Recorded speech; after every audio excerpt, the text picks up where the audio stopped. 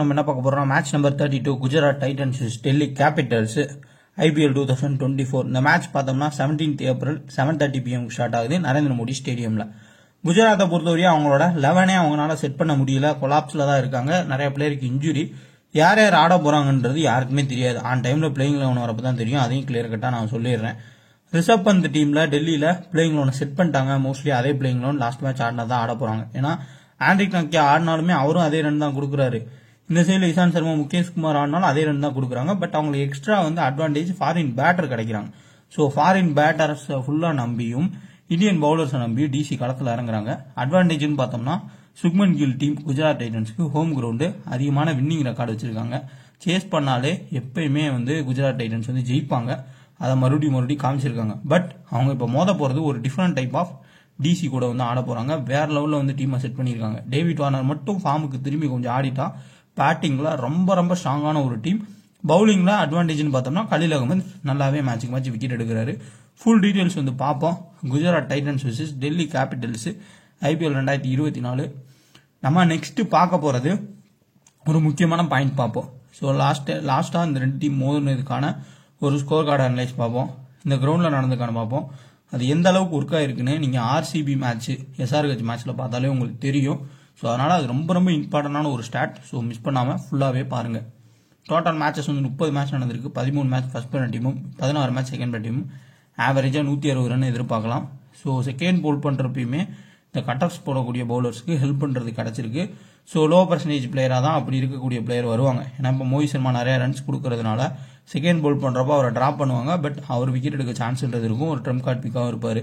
So இந்த Trump card பிக்கு நம்ம எக்ஸ்ட்ரா ஹை ரிஸ்கான பிக்ஸ் எடுக்கிறப்போ ஸ்மால் லீக்ல முடிஞ்ச அளவுக்கு தவிர்த்துக்கிட்டு கிராண்ட் லீக்ல எடுங்க. SRH மேட்ச்லயே நம்ம சபாஸ் அகமது எடுத்திருப்போம். அவருக்கு பதிலாக DKவையோ இல்ல வேற யாரோ ஒரு சேஃப் ஆப்ஷன் எடுத்திருந்தாலே பெரிய வின்னு கிடைச்சிருக்கும் ஸ்மால் லீக்ல. பட் ஓவர் ரிஸ்க் எடுக்க போய் பேட் கமின்ஸ் அவருக்கு ஓவரே தரல. ஸோ அந்த மாதிரியும் பேக் ஃபயர் ஆகலாம்.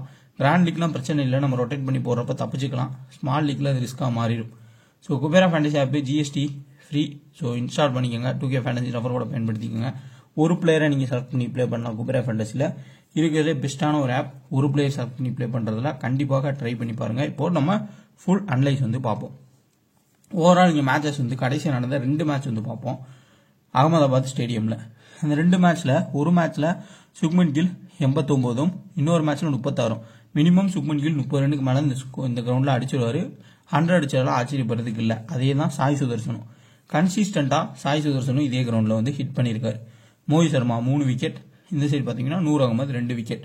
நூர் அகமதுக்கு ஒரு சின்ன பிரச்சனை என்னன்னா லெப்ட் ஆர்ம் பேட்டர்ஸ் அதிகமா இருக்கக்கூடிய டீமுக்கு எதிராக ஆடுறப்போ விக்கெட் கம்மியா எடுத்திருக்காரு. அது முக்கியமான பாயிண்ட்.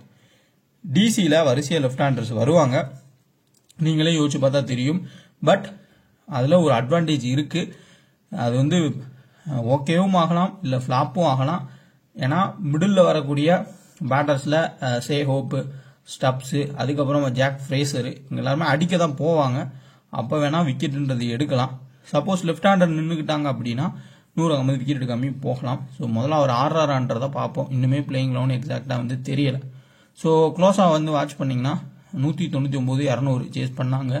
162, 168 சேஸ் பண்ணாங்க. ஸோ சேசிங் டீமுக்கு ஃபேவர் அதிகம். சப்போஸ் டிசி சேசிங் வந்தாங்கன்னா கண்டிப்பா அவங்க சேஸ் பண்ணி ஜெயிக்கிறதுக்கான சான்ஸ் ரொம்ப ரொம்ப அதிகமா இருக்கும். அந்த அளவுக்கு அவங்க டீமை செட் பண்ணிருக்காங்க. அப்ப ரஷீத் கான் இம்பார்ட்டன்ட் பிக்கா மாறுவாரு செகண்ட் பவுல் பண்றப்போ.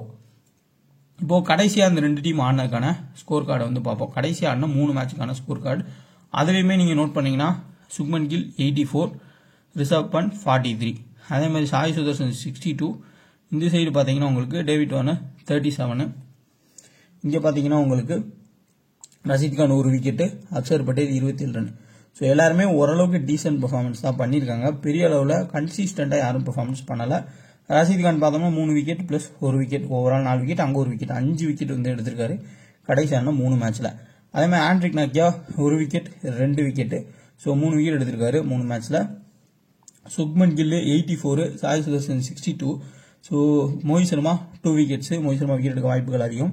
கலீல் அகமது எந்த அளவுக்கு இம்பார்ட்டன்ட்ன்றதை நோட் பண்ணிக்கோங்க. இந்த சீசன்லயுமே பயங்கரமான ஃபார்ம்ல இருக்காரு. பிளஸ் நோட் பண்ணீங்கன்னா Khaleel Ahmed 2 wickets, Khaleel Ahmed 1 wicket, Khaleel Ahmed 2 wicket. So கிட்டத்தட்ட 5 விக்கெட் எடுத்திருக்காரு 3 மேட்ச்ல. இம்பார்ட்டன்டான பிக்கா இருப்பாரு. ஏன்னா கண்டிப்பாக டெத்லயும் சரி இனிஷியல் ஓவர்ஸ்லயும் சரி சான்ஸை கிரியேட் பண்றாரு, கேச்சஸை டிராப் பண்றாங்க அவரோட ஓவர்ஸ்ல. அப்படி இல்லாட்டி ஒரு மேட்சுக்கு 2ல இருந்து 3 ஓவர்ஸ் 3 விக்கெட்ஸ் வரையும் வந்து அவரு எடுக்க முடியும். அப்படிதான் பவுல் பண்ணியிருக்காரு. செகண்ட் பவுல் பண்றப்பமே கண்டிப்பா நம்ம கலீல் அகமது எடுத்துட்டு போறதுதான் நமக்கு நல்ல ஆப்ஷனாக இருக்கும். ஸோ பார்த்துருப்போம். இப்போ நம்ம பிளேயிங் 11 வந்து பார்க்கலாம். பிளேயிங் 11ல மாற்றங்கள்னு பார்த்தோம்னா மேபி இதே டீமை வச்சு ஆடலாம். அப்படி இல்லை ஆண்ட்ரிக் நாக்கியாவை எடுத்துட்டு வரணும் அப்படின்னு நினைச்சாங்கன்னா எடுத்துட்டு வரலாம். ஒரு பிளேயரை வந்து ஃபாரின் பிளேயரை பெஞ்சில் வைக்கலாம். டேவிட் வார்னர், அதுக்கப்புறம் ஸ்டப்ஸ், ஜாக் ஃப்ரேசர், சேஹோப், இந்த 4 பேத்துல சேஹோப்பை பெஞ்சில் வச்சுட்டு இந்த இடத்துல ஆண்ட்ரிக் நாக்கியாவை எடுத்துட்டு வரலாம். எடுத்துட்டு வந்துட்டு அபிஷேக் பொரேல் வந்து ஆடலாம் இம்பாக்ட் பிளேயரா மாத்தி கூட. இப்பயுமே வந்து நம்ம கரெக்டாக தான் வந்து கெஸ் பண்ணியிருக்கோம். ஸோ லாஸ்ட் பிளேயிங் 11 வச்சு பட் என்ன பண்றாங்கன்றத பார்ப்போம். ஏன்னா சுப்மன் கில்லுக்கு எதிராக ஆண்ட்ரிக் நாக்கியாவோட ஸ்டாட்ஸ்ன்றது அருமையா இருந்திருக்கு, அதையும் கொஞ்சம் நோட் பண்ணணும். ஸோ மற்றபடி பார்த்தோம்னா ஓவரால் பிளேயிங் 11ல ஏதாவது ஒரு சில மாற்றங்கள் இருக்கலாம். பட் ஜிடி சைடில் ஐடியாவே கிடையாது நமக்கு எப்படி வந்து அவங்க பிளேயிங் 11 செட் பண்ண போறாங்க அப்படின்னு. ஸ்டாட்ஸ் படி பார்த்தோம்னா டேவிட் வார்னர் ஃபிளாப் தான் அந்த கிரவுண்டில். பிளஸ் இனிஷியல் ஓவர்ஸ்ல ஸ்விங் பண்ணி விக்கெட் எடுக்கிற அளவுக்கு ஆப்போசிட்ல பவுலிங் இருக்கானா கிடையாது. ஸோ ஸ்பென்சர் ஜான்சன் வீசுவார், உமேஷ் யாதவ் வீசுவார். பட் ஆனால் அவங்களுக்கு எதிராக பேட்டில் இருக்கு டேவிட் வார்னருக்கு. அதில் மாட்டக்கூடிய ஆட்கள்னு பார்த்தோம்னா பிருத்திவி ஷா, உமேஷ் யாதவோட பவுலிங்ல மேபி மாற்றுறதுக்கு சான்ஸ் வந்து இருக்கலாம் ஃபர்ஸ்ட் நாளும் செகண்ட் நாளும். அப்படி இவர் ஃபிளாப் ஆனார்னா கண்டிப்பா டேவிட் வார்னர் ஒரு பெரிய ரன் போகலாம். இம்பார்ட்டன்ட் பிக்ஸ்ல Rishabh Pant important pick, Jake Fraser first or second important pick தான். பட் ஜாக் ஃப்ரேசர்ல இம்பார்ட்டன்ட் பிக்ல ஒரு ரிஸ்க்குமே இருக்கு. லாஸ்ட் மேட்ச் மாதிரியே ஒரு ஹிட் பண்ண முடியுமா அப்படின்னா கிடையாது. சப்போஸ் 100 ஆகும்போதும் ரஷீத் கானும் சேம் டைம்ல 2 எண்ட்லயும் வீசினாங்கன்னா அவ்வளவு சீக்கிரம் அடிக்க முடியாது. குணால் பாண்டியாவை அடிச்ச மாதிரிலாம் வந்து ரஷீத் கானையும் 100 ஆகும்போது அடிக்கிறது கஷ்டம். Jake Fraser maybe first bat பண்ணா கட் பண்ணிக்கோங்க. சேசிங்ல வேணா கம்மியான ரன் இருக்கப்போ டக்குன்னு வந்து ஹிட் பண்றதுக்கு முயற்சி பண்ணுவார். ஸோ அப்போ சேசிங்ல கண்டிப்பா ஸ்டப்ஸ் வந்து இம்பார்ட்டன்ட் பிளேயர், நல்ல ஒரு ரிதம்ல இருக்காரு, நல்ல ஃபார்ம்ல இருக்காரு. ஸோ ஃபர்ஸ்ட் ஆர் செகண்ட் ஸ்டப்ஸை வந்து பிக் பண்ண பாருங்க. முடிஞ்ச அளவுக்கு சேசிங் செகண்ட் பேட்டிங்ல ஸ்டப்ஸை எல்லா டீம்லயும் பிக் பண்ணிக்கோங்க. Rishabh Pant so first or second இந்த மேட்ச்ல ரொம்ப ரொம்ப கீ. டேவிட் வார்னர் மிகப்பெரிய ஒரு கீ, அக்ஷர் பட்டேல் ஒரு கீ பிளேயர், கலீல் அகமது ஒரு கீ. அடுத்து பார்த்தோம்னா குல்தீப் யாதவ் ஒரு இம்பார்ட்டன்டான ஒரு பிக். ஸோ இதுல டீசன்ட் கேப்டன்ஸ் கேப்டன் சாய்ஸ் இவங்க டீம்லன்னு பார்த்தோம்னா டேவிட் வார்னர், ரிஷப் பண்ட் சூப்பரான ஆப்ஷன்ஸ். சேசிங் வந்தா மட்டும் நீங்க ஒரு ஸ்டப்ஸை வந்து ட்ரை பண்ணி பார்க்கலாம். அதே மாதிரி குல்தீப் யாதவை ட்ரை பண்ணலாம். குல்தீப் யாதவமே தூக்கி போட்டு விக்கெட் எடுக்கான வாய்ப்புகள் இருக்கு. சைனாமேன் பவுலர்ஸ்க்கும் இங்கே ஹெல்ப் பண்றது கிடைச்சிருக்கு. டெத்தில் வீச போறது கலீல் அகமது இல்லாட்டி Mukesh Kumar. Khaleel Ahmed first or second important pick, minimum 1 or 2 wickets எடுக்கிறதுக்கான சான்ஸ்ன்றது இருக்கு. அக்ஷர் பட்டேல் ஒரு டிஃபரன்சியல் பிக்கு, திடீர்னு வந்து விக்கெட் எடுக்க சான்ஸ் இருக்கும். அவருக்குமே வந்து ஹோம் கிரவுண்ட் கணக்கு தான் இதுவும் அகமதாபாத். ஸோ அதனால அவருக்கும் ஆப்ஷன் சான்ஸ்ன்றது இருக்கும். அந்த சைடு ரைட் லெஃப்ட் மாறி வந்தாலுமே கொஞ்சம் ஸ்டெம் டு ஸ்டெம் போட்டால் விக்கெட் எடுக்கலாம். பேட்டிங் சான்ஸ் முன்னாடி கிடைச்சிச்சு, ஏர்லி விக்கெட்ஸ் போச்சுன்னா ஆடலாம். ஒரு டிஃபரன்ஷியல் பிக்காக இருப்பார். பிருத்திவி ஷா மட்டும்தான் வந்து டவுட்டா இருக்கு. பட் ஏதாவது ஒரு சில கிராண்ட் லீக்ல ட்ரை பண்ணிக்கோங்க. பட் குட் கேப்டன் கேப்டன் சாய்ஸ்ல டேவிட் வார்னர் ரிசர்வ் பண்ணிட்டு செகண்ட் பேட் பண்ணா ஸ்டப்ஸை ட்ரை பண்ணி பாருங்க. கலீல் அகமது ஒரு நல்ல ஆப்ஷனு. ஜாக் ஃப்ரேசர் கொஞ்சம் டவுட் வருது எந்த அளவுக்கு வந்து பேட்டில் ரஷீத் கான் 100 ஆகும்போது பேட்டில் வந்து தாக்கு பிடிப்பார் அப்படின்னு. மேபி சேசிங்ல வேணா ட்ரை பண்ணி பார்க்கலாம். மற்றபடி இஷாந்த் சர்மா மினிமம் ஒரு விக்கெட் எடுப்பாரு. முகேஷ் குமார் ஃபர்ஸ்ட் பவுலிங்ல டெத்தில் போட்டு விக்கெட் எடுப்பான்னு எதிர்பார்த்தா விக்கெட் எடுக்கல. மேபி செகண்ட் பவுல் பண்றப்ப வேணா ஒரு சில டீம்ஸ்ல ட்ரை பண்ணி பாருங்க. டாப்ல பார்த்தோம்னா 3 லெஃப்ட் ஹேண்டர்ஸ் இருக்காங்க. மற்ற எல்லாருமே ரைட் ஹேண்டர்ஸ் தான் மாறி மாறி வராங்க. ஸோ பார்க்கலாம் எப்படி வந்து பேட்டிங் ஆர்டர் இருக்குன்றது. இதே இது நம்ம ஜிடி சைடில் பார்த்தோம்னா சுத்தமா நமக்கு ஐடியாவே கிடையாது. பிளேயிங் 11ல யாருக்குமே ஐடியா இருக்காது. ஏன்னா அந்த அளவுக்கு தான் அவங்களோட மாற்றங்கள் இருக்கு. இப்போ இந்த இடத்துல டேவிட் மில்லர் வந்தாலும் ஆச்சரியப்படுறதுக்கு இல்லை. டேவிட் மில்லர் வந்துட்டா இந்த இடத்துல நிலக்கண்டே வந்துருவாரு. ஸோ 100 ஆகும்போதோ இல்லை ஸ்பென்சர் ஜான்சனோ பெஞ்சில் வச்சிருவாங்க. அதே மாதிரி இந்த இடத்துல மேத்யூ ஒயிடுக்கு பதிலாக ரித்திமான் ஷா வந்துட்டா ரித்திமான் ஷா வந்துருவார். மேத்யூ ஒயிடு பெஞ்சில் வச்சுட்டு 100 ஆகும்போது டேவிட் மில்லர் 2 பேருமே ஆடலாம். அபினவ் மனோகருக்கு ஒரு சான்ஸ்ன்றது கொடுப்பாங்க. ராகுல் டிவாட்டியா கன்சிஸ்டன்டா ஆடுவார். விஜய் சங்கர் கன்சிஸ்டன்டா 10 ரன்னுக்குள்ள அவுட் ஆயிடுவார். இதுதான் போயிட்டு இருக்கு. உமேஷ் யாதவ் 1 or 2 விக்கெட்ஸ் வந்து அப்பப்போ வந்து எடுத்து கொடுத்துறாரு. ஒவ்வொரு மேட்சுக்கும் பவர் பிளேல மினிமம் ஒரு விக்கெட் எடுக்கிறாரு. டெத்துலயுமே கொடுக்குறாங்க. ஸோ ஃபர்ஸ்ட் பவுல் பண்ணா டெத்தில் மோஹித் சர்மாவும் உமேஷ் யாதவ் தான் பவுல் பண்றாங்க. ரஷீத் கான் ஒரு விக்கெட் எடுக்கிறாரு. அவரும் டெத்தில் வந்து பவுல் பண்றாரு. ஸோ ஓவரால் பார்த்தோம்னா இந்த 3 பேர் தான் வந்து டெத்தில் பவுல் பண்றாங்க. இதுல இனிஷியல் ஓவர்ஸ்ல உமேஷ் யாதவ் வந்து இனிஷியல்லையும் ஸ்பென்சர் ஜான்சன் வந்து பவர் பிளேலையும் பவுல் பண்ணுறாங்க. ஸோ பேட்டல்ஸ்னு பார்த்தோம்னா அங்கே டேவிட் வார்னர் லெஃப்ட் ஆர்ம் பேசர்ஸை ஈஸியாக ஆடிடுவார். உமேஷ் யாதவ் உள்ள வந்து லெஃப்ட் ஹேண்டர்ஸ்க்கு எடுத்துட்டு வர அதில் ஒரு ப்ராப்ளம் இருக்குது. அதேமாதிரி பிருத்திவி ஷாவுக்கும் வீசலாம். ஒரு ட்ரம்ப் கார்டு டிஃபரன்ஷியல் பிக்காக நீங்கள் first or second Umesh Yadav பார்க்கலாம். லோ பர்சன்டேஜ் பிக்காக இருப்பார். கேப்டன்ஸ் கப்னா கூட ஜிஎல்ல ட்ரை பண்ணி பாருங்க. மற்றபடி பெஸ்ட் கேப்டன்ஸ் கப் சாய்ஸில் சுப்மன் கில், சாய் சுதர்சன். பட் ஆனால் இவங்க 2 பேத்துக்கும் ப்ராப்ளம் கலீல் அகமது. 2 பேர்ல யாரோ ஒரு விக்கெட்டையாவது தூக்குறதுக்கான முயற்சி எடுப்பாரு.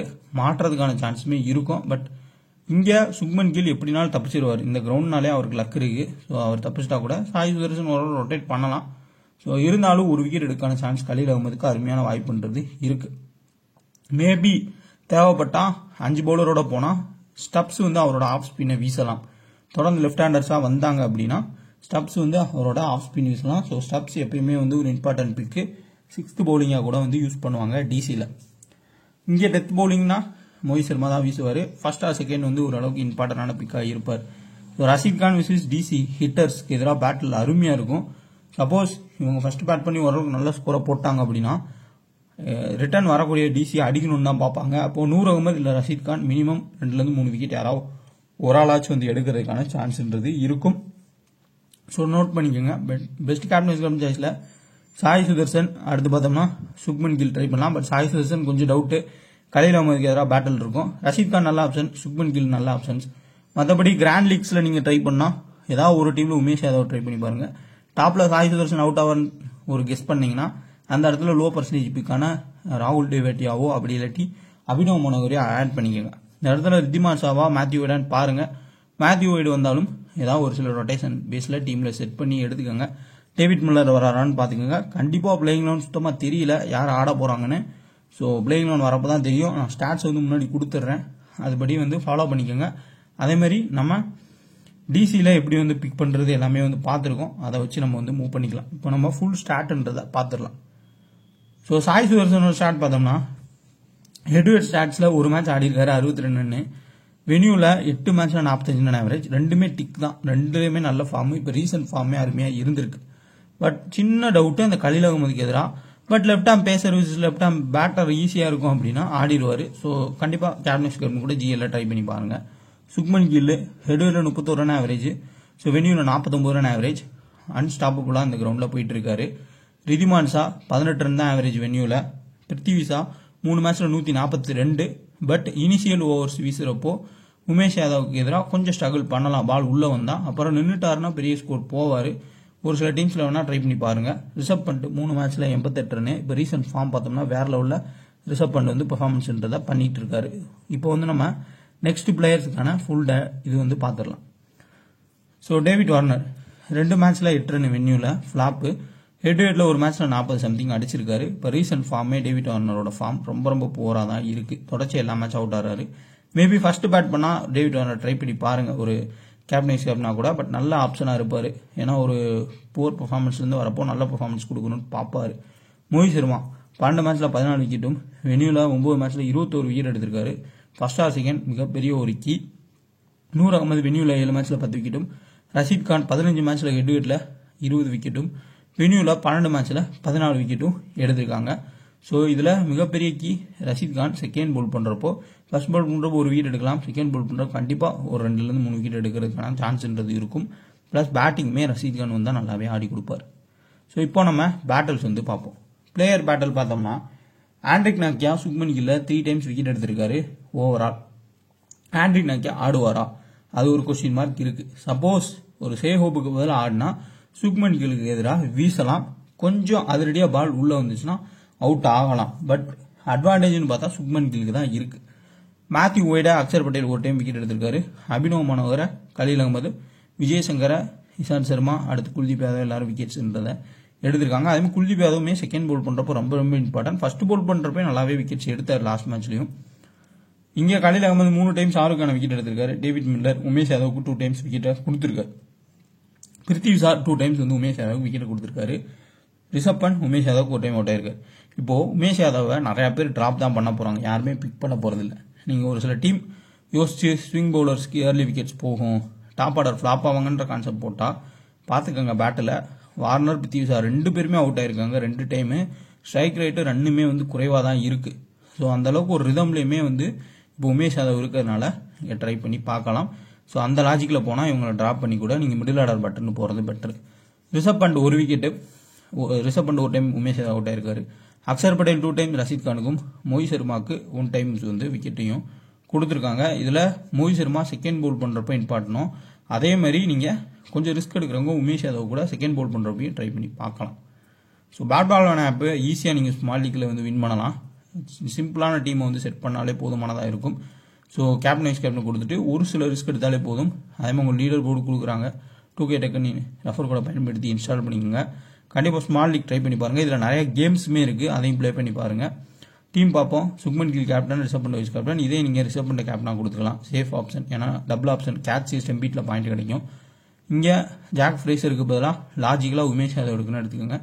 மோஹித் சர்மாவுக்கு பதிலாக இந்த இடத்துல வேறு ஏதாவது ஒரு பிளேயரை அடிஷனலாக ஆட் பண்ணிக்கிறது பெட்டராக இருக்கும். பிருத்வி ஷா, டேவிட் வார்னர் சும்மா எடுத்திருக்கேன். இது வந்து ஒரு டம்மி டீம் தான். நம்ம முன்னாடி ஸ்டாட்ஸ் அனலைஸ் பார்க்குறப்போ அது பிச் ரிப்போர்ட்டுக்கு ஏற்ற மாதிரி தான் நம்ம டீம்ன்றதை செட் பண்ணணும். சுக்மன் கில் கேப்டன், வைஸ் கேப்டனா ரிஷப் பண்ணிட்டு ஸோ நீங்கள் எப்படி வேணால் மாற்றி வந்து ட்ரை பண்ணுங்கள். நூர் அகமது ஆடுறாரான்னு பார்த்துக்கோங்க. அதே மாதிரி ஸ்பென்சர் ஜாசன் ஆடுறாரான்றதையும் பார்த்துக்கோங்க ஆன் டைமில். அதுக்கேற்ற மாதிரி உங்கள் டீமை மேக் பண்ணிக்கோங்க. வீடியோ தான் லைக் பண்ணுங்கள், ஷேர் பண்ணுங்கள். மறக்காம சேனலை சப்ஸ்கிரைப் பண்ணி டெலகிராம் சேனல் நீங்கள் டிஸ்கிரிப்ஷனில் லிங்க் இருக்குது, வீடியோவை லைக் பண்ணிட்டு பாருங்கள். தான் கொடுத்துட்ருக்கோம். ஸோ கடைசி நம்ம வின்னிங்ஸ்ன்றது எடுத்துருப்போம், அதுக்கானது எல்லாமே நம்ம போஸ்ட் பண்ணியிருப்போம். உள்ளே வந்து பாருங்கள். ஸோ ஃபேப்லோன் ஆப் இன்ஸ்டால் பண்ணிங்க. அதேமாதிரி டியோ குபேரா ஃபேண்டசி அதுக்கான வின்னிங்ஸ் வேறு லெவலில் போயிட்டுருக்கு. ஜஸ்ட் ஒரு பிளேயரை நீங்கள் செலக்ட் பண்ணி ப்ளே பண்ணால் போதும். குபேரா ஃபேண்டசி இன்ஸ்டால் பண்ணிக்கோங்க. 2K ஃபேண்டசி ரெஃபர் கூட பயன்படுத்திக்கோங்க குபேரா ஃபேண்டசி ஆப்புக்கு. ஸோ நம்ம கொடுக்குறோம், உங்களுக்கு ஐடியா இருந்தால் ஒரு சில சேஞ்சஸ் பண்ணிக்கோங்க. தொடர்ச்சியாக வெற்றின்னு கிடச்சிட்டே இருக்குது அப்படின்னா நீங்கள் காப்பி பேஸ்ட் பண்ணிக்கோங்க. தொடர்ச்சியாக தோல்வி இருந்தால் மாற்றிக்கோங்க. அதுதான் நான் சொல்கிறது. ஏன்னா நமக்கு தெரியும் இப்போ தோல்வி இருந்துச்சு அப்படின்னா அதை கரெக்டாக நம்ம எப்படி வந்து டேலி பண்ணணும்னு. ஒரு சிலருக்கு தெரியாமல் இருந்தால் உங்களுக்கு ஐடியா இருந்தாலும் நீங்கள் வந்து மாற்றிக்கோங்க. ஏன்னா புரிஞ்சுக்கோங்க, ஃபேண்டசியில் வின் இருக்கும், லாஸ் இருக்கும். கிராண்ட் லீக்கில் நீங்கள் 10-15 டீம் கூட மேக் பண்ணிக்கலாம். பட் ஸ்மால் லீக்கில் ஒரு டீமை மேக் பண்ணி தான் விளாட முடியும். அதனால் வின்னு லாஸ் வந்து சகஜம் தான். வேணால் அந்த ஸ்டெப்பை வந்து படித்து கூட பாருங்கள், எப்படி வந்து ப்ளே பண்ணணும். நம்ம வந்து மேலே பின் பண்ணியிருப்போம், இதை பார்த்து கூட தெரியாதவங்க தெரிஞ்சுக்கோங்க எப்படி மூவ் பண்ணுறதுன்றதை. ஸோ கரெக்டாக மட்டும் பார்த்து ஜாயின் பண்ணிக்கோங்க டெலகிராமில்.